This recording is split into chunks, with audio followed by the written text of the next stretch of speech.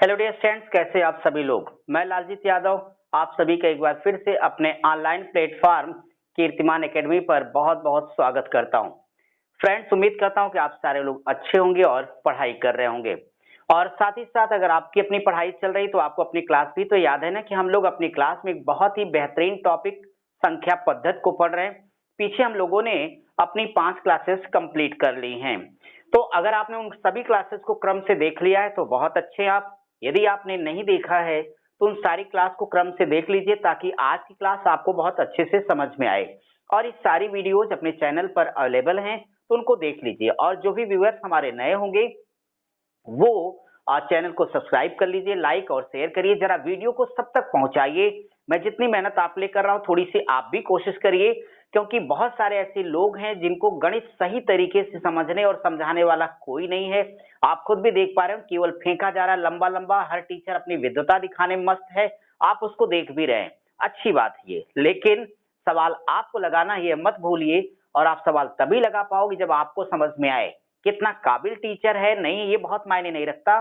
मायने ये रखता है कि वह जिस मेथड को आपको सिखा रहा है वह मेथड आपको समझ में आना चाहिए, उससे आप क्वेश्चन को लगा ले। तो हम समस्त विद्वानों को नमन करते हैं और साथ ही साथ आपको सलाह देते हैं कि गणित समझी जाती है, और इसलिए आपके हाथ में कॉपी और पेन होनी ही चाहिए। और साथ ही साथ बहुत सारे ऐसे विद्यार्थी हैं जो परेशान है बेचारे, वो जब भी टफ सवाल आता है वो नहीं लगा पाते। तो ऐसे केस में जरा ये वीडियो उन तक भी पहुंचाइए, शेयर करिए, आपका शेयर करने में कुछ भी नहीं लगेगा। और आप याद रखिए कि संसार का एक रूल है, पहले देना सीखो, अपने आप मिलेगा। तो जरा कभी दूसरे के लिए जी के देखो। देखो, हम लोगों ने एक लंबा समय सामाजिक जीवन जिया है और अच्छे बुरे अमीर गरीब सबका साथ निभाया, जो जिस लायक रहा उसके साथ वैसा ही व्यवहार किया है। आप में से तमाम हमारे मित्र मुझे अच्छे से जानते, पहचानते और मानते भी होंगे।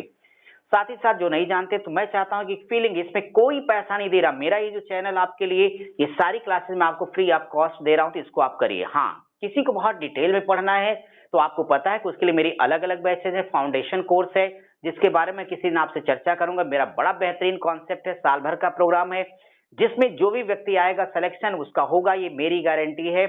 साथ ही साथ मेरा प्रीमियम बैच चलता है, उसके बारे में भी मैं अलग से डिस्कस करूंगा। ये आपका फोकस बैच है, यानी जितने भी प्री लेवल की आपकी बैचेज हैं जिसकी मैं आपको पूरी अंकगणित एडवांस सारी बातें सिखाते जा रहा हूं। आपने इतना भी कर लिया तो कम से कम प्री लेवल का कोई एग्जाम ऐसा नहीं जिसको आप ना कर लें, कोई ऐसा कॉन्सेप्ट नहीं जो हम आपको सिखाना दें। तो मित्रों, तो थोड़ा सा आप सभी अपना सहयोग बनाए रखिए। मैं तो आपके साथ रेगुलर रहूं, बस आपकी डिमांड तो आए कि सर हमें ये चाहिए वो चाहिए। फिर आप देखिए ना, हम आपके लिए हर क्षण 24 घंटे आपके लिए हाजिर हैं। इतनी वीडियो जितनी क्लास लगा लेंगे कि आप देख नहीं सकोगे। तो इसलिए थोड़ी आप सब भी एक्शन लीजिए, मेरा भी उत्साह बढ़ाइए लगातार। और मेरे उत्साह में नहीं, मैं उसलिए परेशान हूं, इन लंबे वक्त में हमने देखा कि बहुत सारे हैरान है, परेशान लोग हैं जिनके पास पैसे नहीं। इस वक्त तो और भी ये समस्या गंभीर है, बड़े बड़ों के पास पैसे नहीं है। तो हमारे उन तमाम भाई बहनों के लिए तो दिक्कत है जो घर पे हैं, परिवार है जिनके पिताजी खेती किसानी कर रहे हैं। तो मैं चाहता हूं कि मुझे आप उन तक भी पहुंचाइए, क्योंकि मैं भी एक सामान्य परिवार से हूं, जिस नाते आपके दर्द को बेहतर समझता हूं। तो आप अपने लिए ना सही, मेरे लिए ना सही, लेकिन कम से कम उन बच्चों के लिए आप इस वीडियो को उन तक पहुंचाइए। भाई देखें, समझें, जाने पहचाने, वो भी लगाएं, वो भी कंपटीशन में क्वालिफाई करें। उनके सिलेक्शन से आपका कोई नुकसान नहीं है। इस नाते हर अच्छी चीज को आपको क्या करना चाहिए, उन लोगों तक भी पहुंचाइए जिसकी उनकी आवश्यकता है। यही हमारा धर्म है और धर्म का पालन करिए। कर्म स्टार्ट करें तो हमारा कर्म क्या है, संख्या पद्धति को पढ़ना। तो जरा कॉपी और पेन उठाइए, शुरू हो जाइए मेरे साथ, ठीक है भाई। ओके, तो यहां पर आप अपनी कॉपी पे फिर से लिखिए नंबर सिस्टम। ये हो गया मेरा नंबर सिस्टम। फ्रेंड्स, आपको याद होगा कि हमने अपनी क्लास में पिछली क्लास को कंप्लीट किया था 35 नंबर तक। आज की अपनी क्लास स्टार्ट हो रही है क्वेश्चन नंबर 36 से। तो ये 36 नंबर का प्रश्न मैं आपके लिए डिस्कस करता हूं। यहाँ लिखा एक पर्सन है, कोई व्यक्ति, एक मुन्ना भाई है, कोई भी हो, नाम तो नाम है। लिखा है कि आप भी लिखेंगे कि मुन्ना के पास कुछ कुछ गायें, बहुत ही खूबसूरत सवाल है और वेरी वेरी इंपॉर्टेंट है। कुछ गायें और मुर्गियां हैं, अच्छी बात है। तो कुछ गायें और मुर्गियां हैं। लिखा है यदि इनके, ठीक, यदि यदि इनके सिरों की संख्या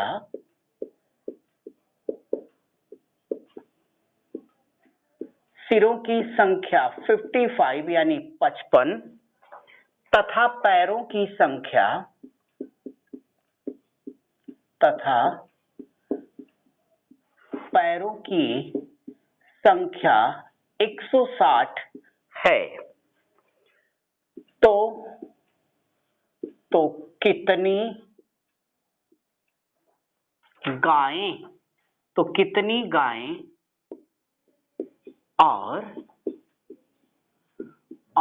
कितनी मुर्गियां हैं? तो कितनी गायें और कितनी मुर्गियां हैं? डिस्टेंट अभी प्यारा सा प्रश्न आप लोगों के पास आ गया। अब एक क्वेश्चन आप देख पा रहे हैं, बहुत आराम से चल रहे हैं ताकि आप अच्छे समझ पाए। देखिए ना, इस सवाल आपके पास लिखा है। जब आप गणित के अंदर होते हैं तो आपका बार बार कॉन्सेप्ट होता है हमें क्या दिया है, हमसे क्या पूछा, तब हम सोचते हैं कि हमें क्या करना है। अब इस सवाल को देखिए ना, मैं इसका बहुत ही प्यारा सा तरीका आपको सिखा देता हूं, डायरेक्ट आंसर दे पाओगे, फिर भी मैं इसे दो तरीकों से आपको लगा के सिखा देता हूं और फिर अभी इस तरह जितने क्वेश्चन होंगे उसको डायरेक्ट एग्जामिनेशन मेथड से हम लोग सॉल्व करेंगे। सबसे पहले मैं अपने फ्रेंड्स यानी आप सभी मित्रों को जनरल मेथड से सिखाऊंगा। देखो, मुन्ना के पास गाय है, तो गाय का मतलब क्या होता है? चार पैर। ऐसे जितने भी प्रश्न हैं वह सिर और पैर पर आधारित होते हैं। जब भी क्वेश्चन दिया जाएगा उसमें एक चार पैर वाला जानवर होगा और एक दो पैर वाला होगा। बात समझ आई? अब बताइए, गाय के पास पैर कितने होंगे भाई? चार। सिर एक होगा। ऐसी मुर्गियां हैं तो मुर्गी आप समझते होंगे कि इनके पास भी सिर एक और पैर दो होंगे। तो एक चार पैर वाला जानवर और एक दो पैर वाला। ठीक है, इनके सिरों की संख्या 55। आपको एक बात बता दूं कि सिरों की संख्या का तात्पर्य जानवरों की कुल संख्या 55। ये बात बिल्कुल क्लियर है और इन्हीं 55 जानवरों के पैरों की संख्या 160 है। सवाल ये है कि कितनी गाय कितनी मुर्गियां हैं। तो पहले विस्तार से इसका जो कॉन्सेप्ट है वो क्या कहता है? वो कहता है जितना कुल सिर आप उसे नोट कर ले, मैंने नोट कर लिया और इसको हमने दो हिस्सों में बांट दिया। यहां पे मैंने लिख दिया कि ये गाय और ये मुर्गी। ठीक है भाई, यहां तक कोई प्रॉब्लम तो नहीं किसी को? मैंने ये माना कि गाय x है, आप हमें बताइए कि मुर्गियां क्या 55 माइनस x होगी मेरे भाई? ये भी पूछ रहे हो, यहां पर भी क्वेश्चन मार्क लगाओ, ये भी क्वेश्चन मार्क लगा दो। ऐसे क्वेश्चन को सॉल्व करने का प्यारा सा कॉन्सेप्ट या यूं कह लो कि मैं ट्रिक बता देता हूं। तो आपका क्या होगा, मैं लिख देता हूं। आप लोग ऐसे सवालों को करना, गाय के पैर प्लस मुर्गी के पैर बराबर हमारा ये होगा कुल पैर। अब आपका आंसर आ जाएगा। देखिए ना, एक गाय होगी तो चार पैर x गाय हैं तो 4x प्लस मुर्गियों की संख्या 55 माइनस x, हर मुर्गी के दो पैर हैं तो दो से गुणा करो और बराबर 160 लिख देना। अब इसे जरा आगे सॉल्व करिए। तो आगे जब फ्रेंड्स आप लोग सॉल्व करिएगा तो मुझे बताएं कि ये मैं लिख सकता हूं कि 4x प्लस इस दो का गुणा यहां पर भी होगा, यहां पर भी बोलो होगा। तो ये देखो आपका हो जाएगा 55 दूना 110 और माइनस कितना भाई 2x बराबर हमारा 160 हो जाएगा। ये देखिए 4x प्लस है और ये माइनस 2x है। डियर स्टूडेंट्स, अगर हम 4x में से 2x घटा दें तो कितने बचेंगे? 2x बराबर 110 को इधर लेके जाओ, यहां देखो ये प्लस है तो उधर जाके माइनस हो जाएगा। 160 में से 110 घटा दोगे तो कितने आएंगे? 50 आएंगे। इनको ऐसे उड़ा दोगे तो 25 आ जाएगा। अब आप देखिए ना कि ये 25 आपका क्या है? गायों की संख्या, तो गायों की संख्या 25 आ गई। क्लियर? सबको कोई डाउट तो नहीं? अब बताइए कि कुल 55 है और उस 55 में से गाय निकल गई 25, तो 55 में से 25 घटाइए तो मुर्गियों की संख्या कितनी आ गई? 30 आ गई। ये इसका डिटेल है, जनरल मेथड है, विस्तार से है। उम्मीद करता हूं कि मेथड समझ में आ गया होगा। बोले भाई, अगर आपको आ गया तो, लेकिन ये मेथड आपको कभी नहीं लगाना है। सवाल का कॉन्सेप्ट क्या ये हमने सिखाया है, क्योंकि आपको पता ना थिंक विदाउट इंक, हम सबको तो सारे सवाल माइंड में सोच के धीरे धीरे सॉल्व करना है, स्पीड जबरदस्त लेके आना है। वो जब मैं आपके लिए प्रैक्टिस बैच लेकर आ रहा हूँ बहुत जल्द ही, उसमें आपकी स्पीड बनाऊंगा फटाफट। बस पहले एक बार डिटेल में आपका कॉन्सेप्ट क्लियर करा दूं तो अब देखिए, तो फिर मैं आपको एग्जामिनेशन मेथड सिखाने चल रहा हूँ कि ऐसे सवालों में इतने तामझाम की आपको आवश्यकता ही नहीं है। डायरेक्ट एग्जामिनेशन मेथड लगा लो और फटाफट ऐसे सवाल फटाफट मेरे साथ लगा लो। मैं बताता हूँ कि ऐसे सवालों में कुछ भी मत करना, सीधे आप लोगों को एक काम करना है, शेष पैर शब्द लिख देना डायरेक्ट। देखो कैसे आएगा, मैं सिखाता हूँ, आप परेशान ना हो। शेष पैर क्या करना कि सवाल में जितने पैर दिए गए पहले यहां पे लिख दीजिएगा। सुन पा रहे मेरी बात को? और इसमें से डियर फ्रेंड्स सिरों की संख्या जितनी भी लिखी हो उसका दुगना करके घटा देना। तो यहां 55 गुणे 2 कर देना। ठीक, अब 55 गुणे 2 करोगे 110, 160 में से घटा देना 50 आएगा।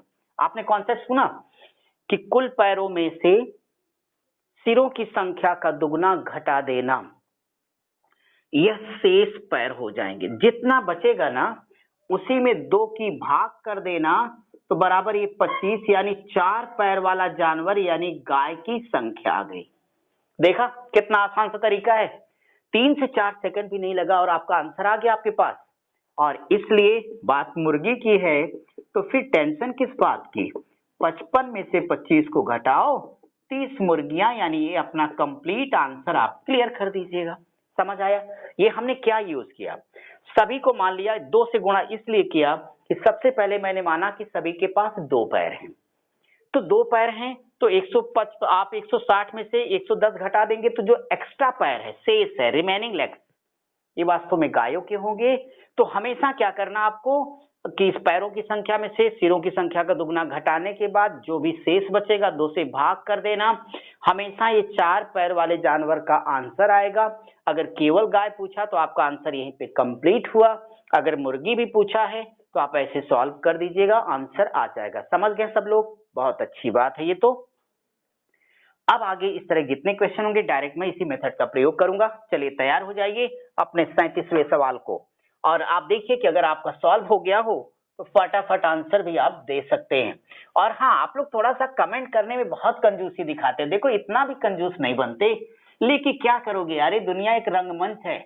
और याद रखिए अगर आपको कोई कुछ देता है बदले में उसको इतना दे दो कि वो सोच भी ना पाए, अब मैं आपसे मांगता ही क्या हूँ, कुछ तो नहीं मांगता, बस इतना ही तो कहता हूँ कि आप पढ़िए, और अगर आपके पास क्षमता है, सीधी भाषा में औकात है, सिलेक्शन लेके बस एक कमेंट कर देना, सर मैं सेलेक्ट हो गया, एक फोटो भेज देना, वो भी नहीं कर सकते मत करो, लेकिन कम से कम वीडियो को लाइक, सब्सक्राइब और शेयर तो कर ही सकते हैं आप, आपने तो कर रखा है, और लोगों की भी जोड़िए क्योंकि उनकी भी तो प्रॉब्लम्स होंगी भाई।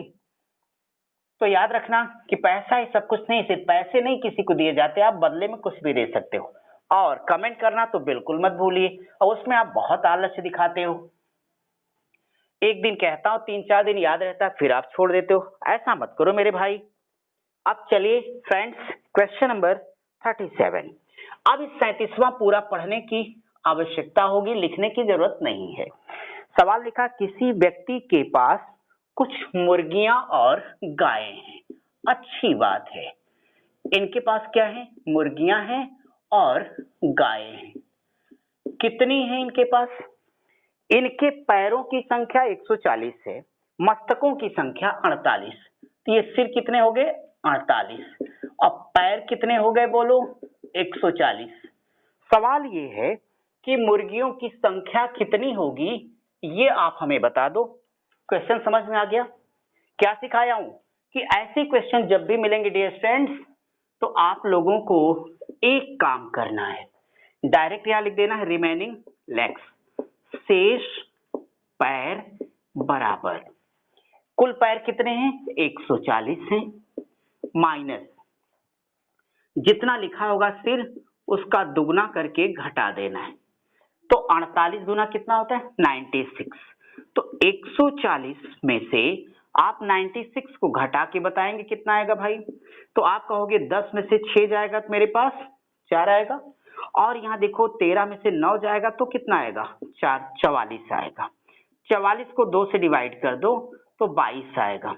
ये 22 कौन होगी? गाय होगी, लेकिन आज से गाय नहीं मुर्गी पूछा है, इसलिए मुर्गियों की संख्या बराबर कुल सिर कितने थे? 48, में से गाय 22 बाहर कर दो तो कितना आएगा 26। ये आपका करेक्ट आंसर है। समझ गए आप लोग? तो यही आपका आंसर रहेगा। और अब हम आपसे अगले क्वेश्चन पे डिस्कस करेंगे, देखेंगे कि 38 नंबर क्या है। बहुत ही प्यारा कॉन्सेप्ट है। आपको मैं बताऊं कि ऐसे क्वेश्चन आप कितनी जल्दी से सॉल्व कर सकते हैं, ये आपके समझने के ऊपर डिपेंड करेगा। और अभी आप इसे जरा सीखिए। जब मैं आपके लिए डिटेल बैच लेके आऊंगा तो मैं एक सवाल को 2-2 3-3 तरीकों से सिखाऊं, जो सबसे बेस्ट होगा आप उसे करिए। अभी तो मैं सबसे बेहतरीन तरीकों से इसलिए लेके चल रहा हूं, और खास तौर पे एक एक तरीके ही, कि कम से कम आप गणित का मतलब समझ लें। आपको सब कुछ आता है, ये आप जानते हो, लेकिन मैंने तो कुछ नहीं पढ़ाया, इसलिए मैं सब कुछ आपको बता रहा हूं भाई। तो घबराइए मत, स्पीड भी होगी, सारे काम होंगे।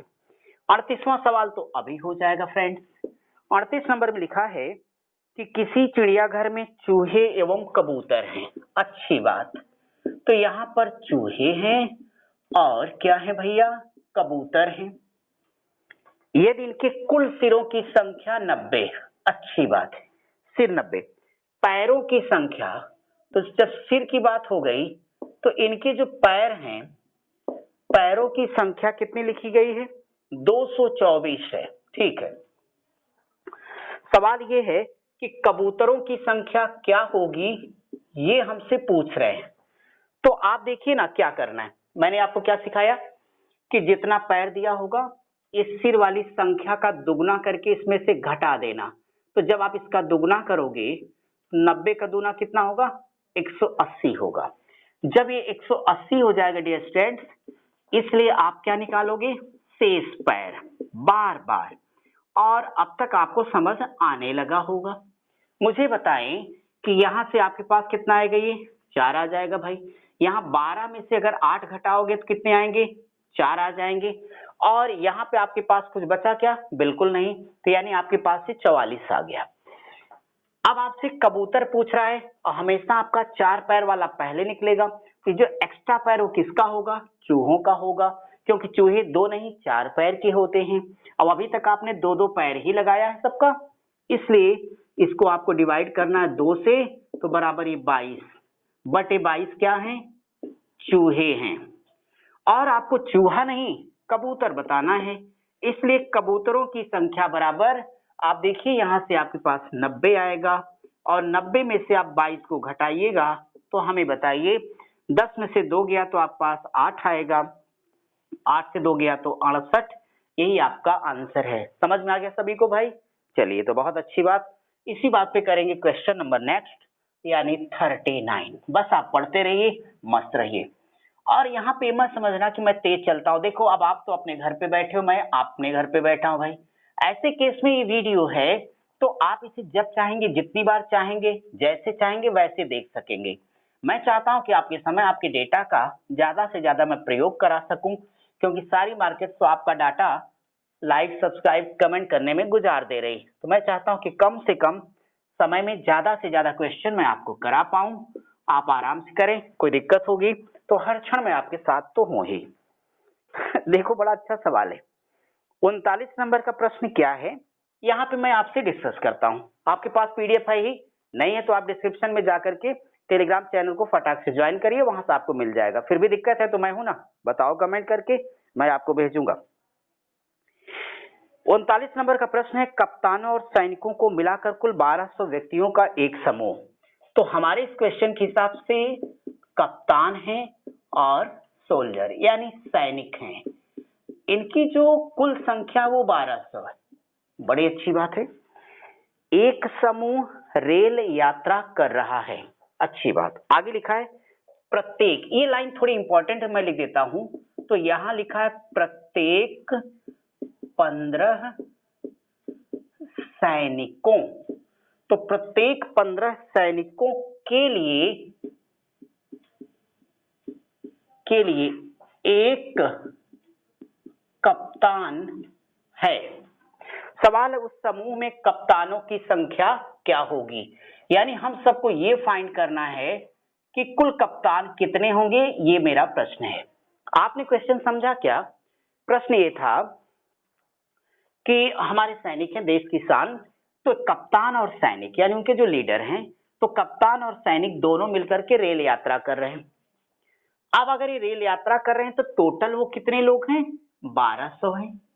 लेकिन सैनिकों का अनुशासन बना रहे इसलिए क्या किया, इनको टुकड़ी टुकड़ी में बांटा गया। तो जो बांटा गया 15-15 सैनिकों की टुकड़ी बनाई गई और डियर स्टूडेंट उस पर एक एक कप्तान रखा गया। अगर आप ईमानदारी से सोचें तो समझ में आ जाएगा कि एक ट्रेन की आप मान लीजिए कि डिब्बा है, 15 पर एक फ्री, 15 पर एक फ्री, तो आप बता दो उस डिब्बे में 15 लोग बैठेंगे कि 16 बैठेंगे? सोचो सोचो फिर बोलो। अब आप कहोगे कि 15 पर एक फ्री का तात्पर्य 15 तो है ही, फ्री वाला भी एक ले आओ, तो 15 एक 16 हो गया। इसका तात्पर्य मेरे देश के जो वीर जवान हैं 15 तो सोल्जर हैं, एक उस पे कप्तान साहब हैं, एग्जैक्टली कुल 16 लोग हैं। सो फ्रेंड्स यही दोनों नंबर आप जोड़ देना और 15 एक 16 हो जाएंगे। अब कहता कप्तानों की संख्या, घबराओ मत मेरे भाई, कप्तानों की संख्या कुल कितने सैनिक? 1200, और इस 1200 को भाग किससे देना है? 16 से। ध्यान रहे 15 से नहीं 16 से। क्यों? क्योंकि प्रत्येक 15 सैनिकों के लिए एक कप्तान है इसलिए।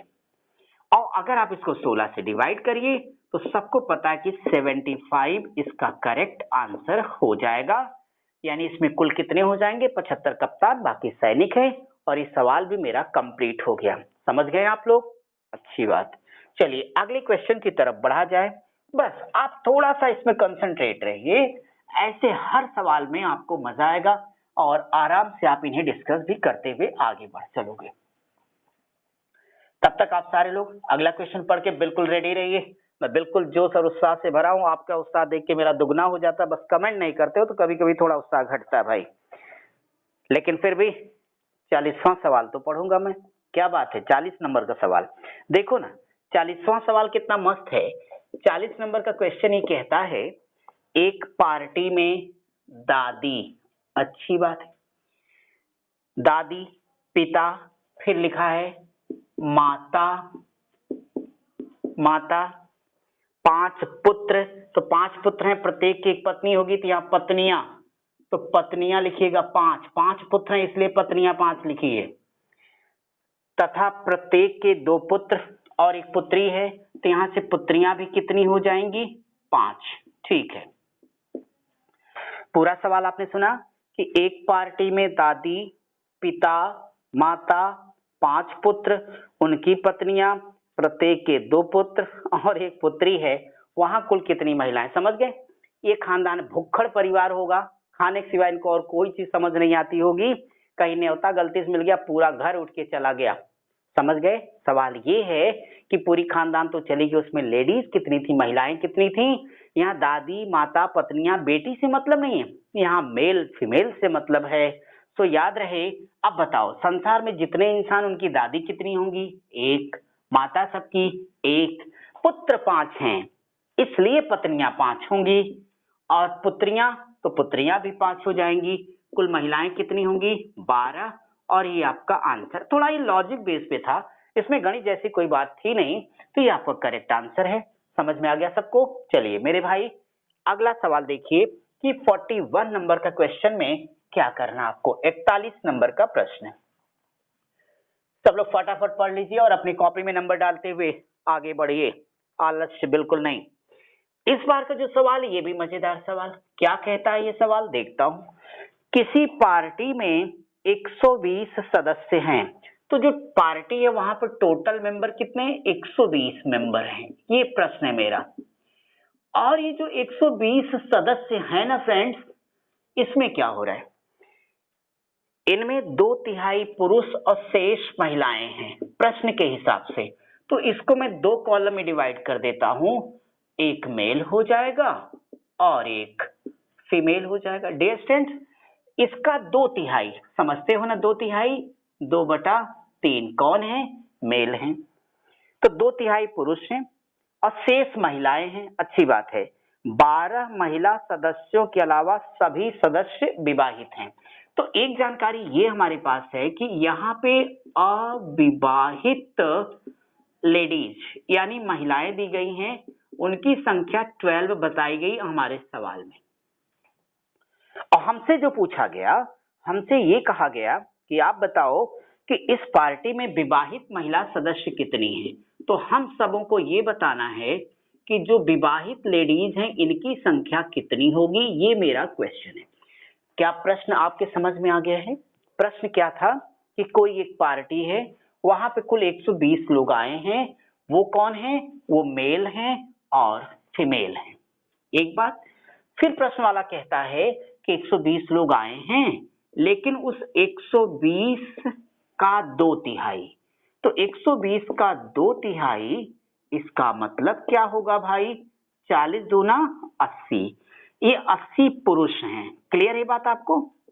मुझे बता दो कि 120 में से अगर 80 पुरुष हैं, तो 120 में से अगर 80 को माइनस कर दो, तो आप ही लोग बताओ कि ये फीमेल यानी महिलाएं कितनी हो जाएंगी?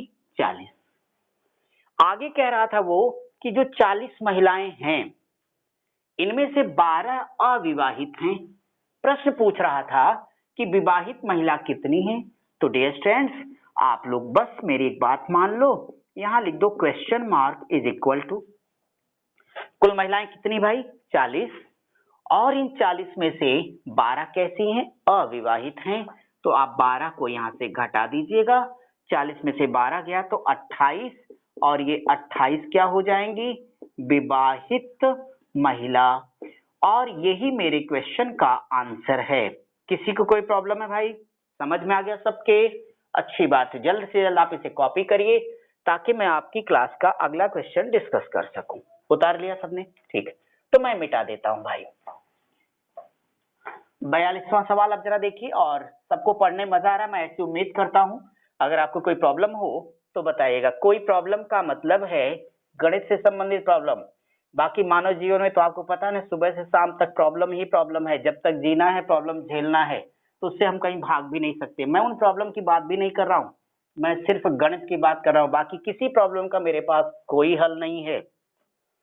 आपकी प्रॉब्लम खुद झेलो, गणित की प्रॉब्लम मैं झेलूंगा। मुझे बताओ अब 42वां प्रश्न क्या है भाई? तो 42 नंबर, चलिए जरा यहां लिखिएगा, फिर हम समझते हैं। यहां पे मैं इस प्रश्न को लिखता हूं, तो ये कह रहे हैं, मैं प्रश्न का नेचर लिखता हूं, अभी लिखने के लायक सवाल आएगा तो मैं लिख दूंगा। क्वेश्चन भी आपके पास है तो बहुत टेंशन नहीं, जिनके पास नहीं है तब भी मैं यहाँ पूरा लिख देता हूँ। एक विद्यार्थी ने जितने सवाल सही हल किए उसके दोगुने गलत हल किए। दोगुने गलत के नीचे अंडरलाइन कर लो। यदि उसने 48 सवालों को हल किया है, तो यानी इस प्रश्न के हिसाब से कि जो टोटल प्रश्न है किसी विद्यार्थी को दिए गए, वो प्रश्नों की संख्या है कितनी मेरे भाई? 48, 48 है। तो यानी कोई एक विद्यार्थी कुल 48 सवालों को हल करता है।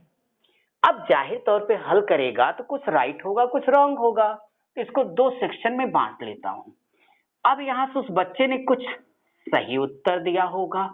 अब भाई हम सब इंसान हैं तो कुछ गलती भी हो सकती है, तो वो गलत उत्तर आ जाएगा।